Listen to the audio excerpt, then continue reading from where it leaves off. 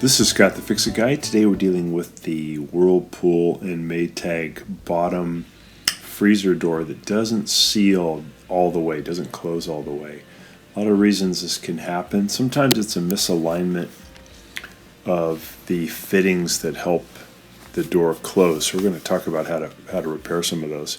If you don't fix it though, warm, moist air gets through and you get this frost buildup inside your freezer, and your refrigerator is working way too hard. So it's important that it is sealed. First, we're going to remove this upper tray, and it has a couple of geared wheel connections on the left and right side near the back. And just take a screwdriver to press in on two tabs. This one tab is kind of hid by this trim piece, but we're going to push in with the standard head screwdriver on the two tabs while we lift up. So I'm lifting up with my right hand, pushing in with my left hand, and this is on the right hand side.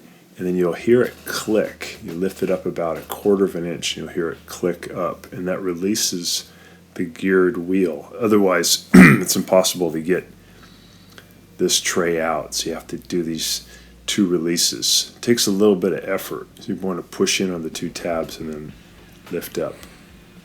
And then you want to also remove the two screws on the front of those rails on the right and left hand side near the front. There's 1/4 inch screws you have to remove, and then you can get that tray out. So it's still not sealing, so that tray was not blocking it, wasn't in the way. Something else is keeping it from fully closing. So it could be a misalignment of the rails. So we're going to take out this bottom drawer. It lifts just straight up. We're going to see if we can reset the metal rails that are holding the guides that are holding the door. And that's pretty easy to do. There's just two tabs that we have to push in on, plastic tabs, and then we can pull the whole drawer assembly out. So here's one of the tabs. This is on the left hand side. I'm going to push in with my thumb, and then there's one on the right. As you push in, you have to pull the metal rail out away from the freezer, out away from the fridge, while you're pushing in on that little tab. Sometimes it's iced up, so it takes a little bit of force to get it moving. Just tug on it, and you want to release both sides, and then you can pull the entire freezer door and rails out. They're gonna slide out. Once you've slid the door and the rails all the way out, you can then make sure they're both even with each other, they're symmetrical. And then you can push the rails back in with the door evenly, and then they should click into place, and that should probably take care of your alignment problem. So I'm just pulling these two rails out slowly out of the fridge, trying to keep everything even.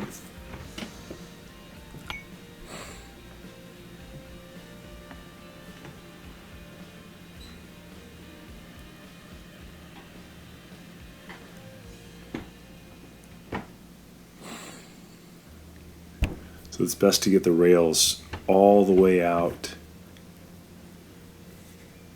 and then have the right and left both go in at the same time together so it stays symmetrical.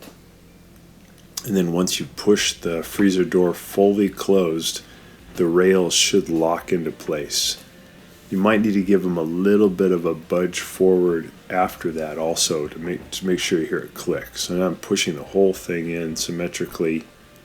Got a nice seal again. So that's what was causing the problem, is one of those rails was misaligned. And I'm going to give it a little push to make sure I get the click on both sides. And that locks it in. Yeah, so now we have a nice seal again. We don't have any moist air sneaking in, and the refrigerator's not going to be overworking. Sometimes the door is also just blocked by food items, like there might be a big box of peas or ice cream or something that's blocking it from fully closing. So that's the first thing to check. And if that doesn't do it, you can do this procedure where you take out the drawers and then you take out the freezer door and the rails, and then you reinstall it. It usually helps with the alignment.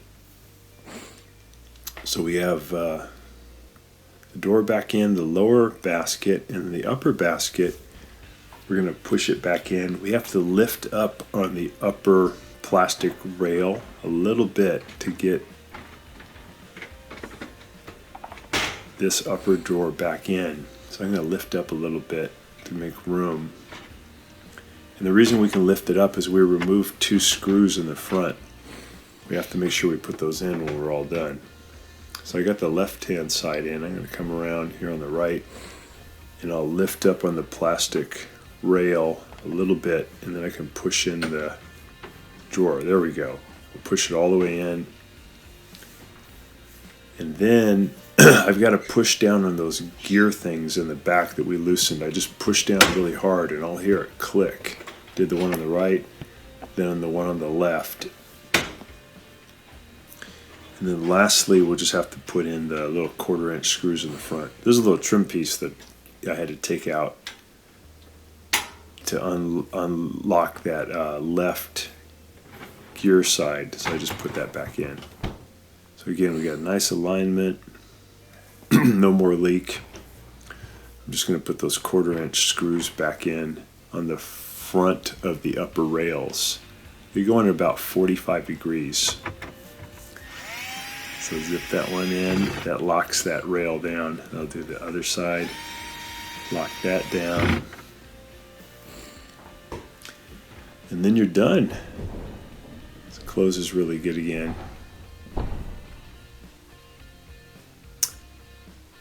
And that's it. So thanks so much for watching, and please subscribe when you get a chance.